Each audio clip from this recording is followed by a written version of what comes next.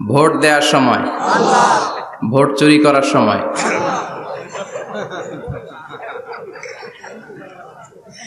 সব জায়গায় আল্লাহর প্রশংসা থাকার দরকার আছে না নাই? কিন্তু ভোট চুরি করা যাবে না। যাবে?